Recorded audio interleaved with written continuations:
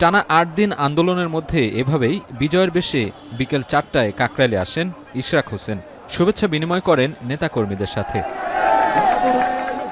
ঢাকা দক্ষিণ সিটির মেয়র পদে রায়ের বৈধতা ও শপথ পড়ানো স্থগিত চেয়ে রিট খারিজের খবরে সকাল থেকেই উচ্ছ্বসিত বিএনপি নেতাকর্মীরা। এ সময় অন্তর্বর্তী সরকারকে ৪৮ ঘণ্টার আলটিমেটাম দিয়ে অবস্থান কর্মসূচি স্থগিত ঘোষণা করেন। বলেন, আইনের শাসনের বিজয় হয়েছে। হুঁশিয়ারি দেন, অন্তর্বর্তী সরকার আদালতের রায় বাস্তবায়ন না করলে আবারও রাস্তায় নামবে বিএনপি নেতাকর্মীরা। হাইকোর্টের আদেশ শোনার পর আমাদের দল সিদ্ধান্ত নিয়েছে যে আপাতত আমরা স্থগিত রাখবো এবং সরকারকে আগামী ২৪ ঘন্টা থেকে ৪৮ ঘন্টা পর্যবেক্ষণ করা হবে তারা কি করে। সরকারে থাকা দুই ছাত্র উপদেষ্টা আসিফ মাহমুদ ও মাহফুজ আলমের পদত্যাগের দাবিও জানান তিনি। বর্তমান সরকারের ভেতরে যেই দুইজন ছাত্র প্রতিনিধি রয়েছেন যারা একটি নতুন রাজনৈতিক দলের সরাসরি সমর্থক এবং সংগঠক হিসেবেই কাজ করছেন, তাদের পদত্যাগ না হওয়া পর্যন্ত এই আন্দোলন শেষ হবে না, এই ঘোষণা আমি দিয়েছিলাম। আমি আমার সেই ঘোষণাকে পুনর্ব্যক্ত করতে চাই। তাদের পদত্যাগ না হওয়া পর্যন্ত এই আন্দোলন চলমান থাকবে।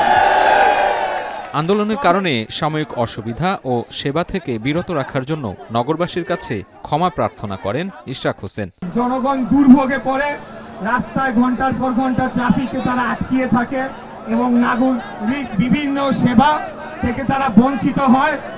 এই যে ঘটনাটি ঘটে সেটার জন্য আমাদের নেতা এবং আমরা দুজনেই ঢাকার সাধারণ জনগণের কাছে আমরা আন্তরিকভাবে ক্ষমা প্রার্থনা করছি। ইশরাকের সমর্থকরা বলেন, আদালতের মাধ্যমে বিজয় এসেছে, তবে মেয়রের শপথ গ্রহণে কোনো টালবাহানা সহ্য করা হবে না। আমাদের নির্ধারিত রায় হওয়ার পরে যদি এইটি রায় নিয়ে কোনো গড়িমসি করে এই সরকার, আমাদের দল সাধারণ নাগরিক ঢাকাবাসী প্রয়োজনে এক দফার আন্দোলনেতে যাবে।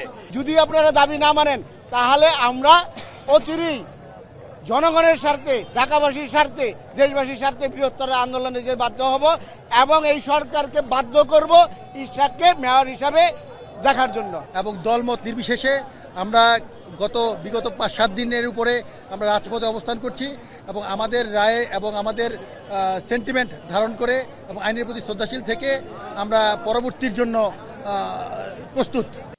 আন্দোলন স্থগিতের পর কাকরাইলের রাস্তায় শুরু হয় যান চলাচল। সাজিদ আরাফাত, এখন ঢাকা।